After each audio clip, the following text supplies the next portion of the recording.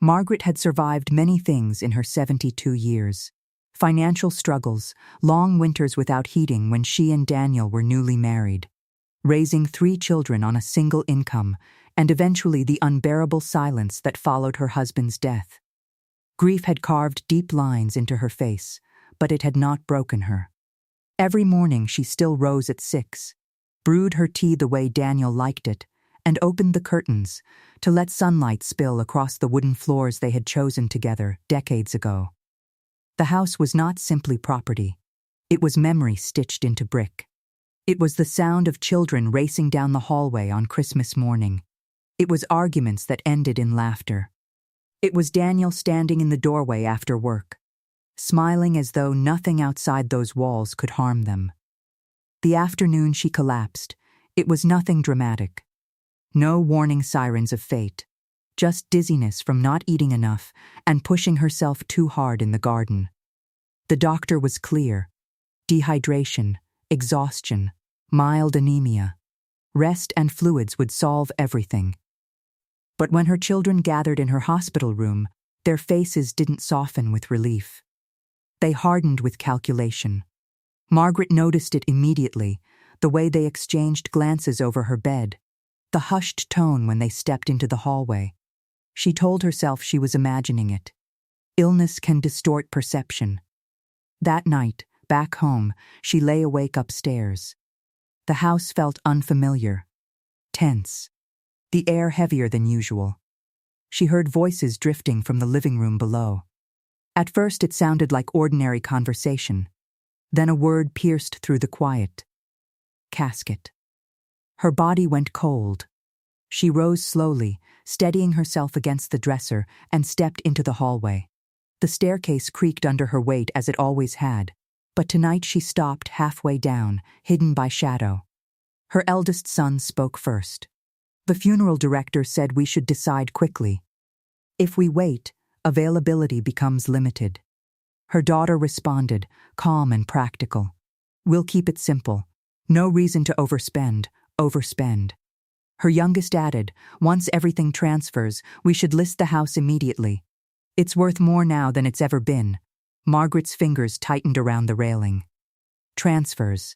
List the house. Her heart pounded, not from weakness, from realization. They weren't speaking hypothetically. They were preparing. Her funeral. Her estate. Her absence. And she was still breathing. She stood there for several minutes, listening as they discussed insurance payouts, dividing personal items and timelines. Not once did anyone mention hope. Not once did anyone say, when she recovers. When they finally lowered their voices, she turned quietly and walked back upstairs. Each step felt heavier than the last. Inside her bedroom, she sat on the edge of her bed and stared at Daniel's photograph. They're burying me before I'm gone, she whispered. The betrayal did not explode inside her. It settled. Slow. Cold. Transformative. She did not cry. Instead, something shifted. If they were planning her ending, she would design her beginning. The next morning she moved deliberately slower than usual. She allowed them to help her sit, to fuss over her medication, to offer concerned smiles. She watched them carefully. Her daughter opened drawers under the excuse of organizing. Jewelry boxes were examined. Old letters were stacked neatly. Her eldest son took phone calls outside, pacing the driveway. The youngest spent hours online browsing real estate listings. They were preparing for a future without her, and they were impatient. Margaret felt something inside her awaken. Not anger alone. Clarity. 2 days later, she scheduled a meeting with her attorney without informing anyone. She told her children she had a follow-up medical appointment and insisted on going alone. They exchanged uncertain looks, but didn't protest. At the lawyer's office, she sat straighter than she had in weeks. My will, she began, needs to be rewritten. The attorney blinked. Are you certain? Margaret folded her hands in her lap. If my children are comfortable planning my funeral while I'm alive, then I must be comfortable planning my legacy while I am awake. She outlined every change carefully, calmly, intentionally. Each signature felt like reclaiming power. When she returned home, she found her children measuring the living room walls. Measuring, as if the house had already become inventory. She smiled faintly. Let them measure. She had just redrawn the entire blueprint of their expectations. Margaret did not confront them immediately. Instead, she observed.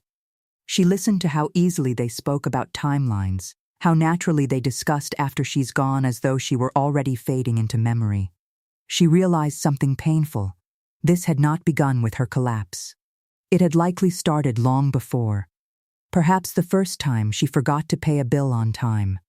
The first time she struggled to lift a heavy box. The first time they began to see her not as a mother, but as an aging responsibility. She decided to test them. At breakfast one morning, she said lightly, "The doctor says I'm improving quickly." Her daughter's fork paused mid-air. That's good. But the enthusiasm felt forced. Later that afternoon, she overheard her eldest son speaking on the phone again. "We just need to be prepared. It could happen suddenly." Prepared. Margaret understood then. They were not hoping for her death. But they were prepared enough that it wouldn't inconvenience them. That realization hurt more than cruelty would have. At her second meeting with the lawyer, she refined her decisions. Half of her estate would go to the local hospital in Daniel's name. The remaining savings would be placed into a community fund for elderly care assistance. And the house? The lawyer asked carefully. Margaret looked out the window before answering. "The house will never be sold by my children." She created a charitable trust. Upon her passing, the home would become a shelter for widows who had nowhere else to go, women discarded, overlooked, quietly erased. Just as she had nearly been. Walking back to her car, Margaret felt stronger than she had in years. Illness had frightened her. Yes, but betrayal had awakened her. At home, she found her daughter sorting through photo albums. "I thought I'd organize memories," she explained. Margaret took one album gently from her hands. "These aren't items," she said softly. "They're moments." Her daughter avoided eye contact. Margaret realized something else that day. Her children were not monsters. They were impatient, entitled, perhaps even frightened of responsibility. But that did not excuse what she heard on the staircase. That night, she made her decision. It was time to speak. 2 evenings later, Margaret invited them all to dinner. She dressed carefully in Daniel's favorite blue dress and applied lipstick she hadn't worn since his funeral. When she entered the dining room, her children looked startled, as if vitality itself had disrupted their expectations. "You look better," her youngest said cautiously. "I feel better," she replied. They ate in strained silence. The ticking of the wall clock seemed louder than usual. Margaret watched them, her children, once small enough to fit in her arms, now adults calculating her absence. After dessert, she stood slowly. "I have something important to share." 3 faces turned toward her. "I met with my lawyer this week." The air shifted instantly. Her eldest cleared his throat. "Mom, that's not necessary right now. It's already done." She continued calmly. "I've donated half of my estate to the community hospital in your father's name." Shock rippled across the table. "You did what?" her daughter whispered. "And the house?" her youngest asked. Margaret folded her hands together. "The house will not be inherited by anyone." Silence. She let it stretch. "I heard you," she said quietly. "The night you discussed my funeral." Color drained from their faces. "You misunderstood," her eldest began. "No," she interrupted gently. "I understood perfectly." Her voice did not rise. That unsettled them more than anger would have. "You planned my burial while I was still choosing what to plant in the garden." No one spoke. "The house will become a shelter for widows after I'm gone," she continued. "Women who have nowhere to return to. Women who are treated as though they have already disappeared." Her daughter's eyes filled with tears. Whether from guilt or frustration, Margaret could not tell. "This is our inheritance," her son said tightly. Margaret met his gaze steadily. "My legacy is not an inheritance. It is a decision." For the first time since her collapse, she felt completely steady. The days that followed were tense. Her children alternated between persuasion and accusation. They questioned her clarity, suggested she was acting emotionally. Margaret listened without shouting. "What isn't fair," she told them one morning, "is preparing to divide my belongings before I am finished using them." They fell quiet. Weeks passed. Her health improved rapidly. The doctor confirmed she was recovering well. The hospital soon announced a ceremony honoring the donation fund established in Daniel's name. Margaret was invited to speak. On the day of the event, she stood before a room filled with strangers, nurses, community members, local families. Her children sat in the back row. Margaret stepped to the microphone. "I learned something recently," she began. "You do not wait until you are gone to decide what your life meant." The room listened closely. "When I realized my funeral was being discussed while I was still alive, I felt invisible. But invisibility can either break you or wake you." She looked toward her children. "I chose to wake up." Applause filled the hall. For the first time, her children looked not angry, but reflective. That evening, Margaret returned home and settled into her recliner. Sunlight streamed through the window, just as it always had. Daniel's photograph rested beside her.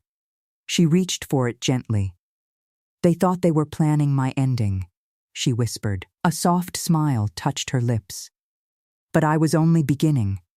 And in that quiet living room, surrounded by the walls built from love rather than greed, Margaret understood something powerful. Legacy is not what others expect to receive. It is what you choose to leave behind. And she had chosen wisely.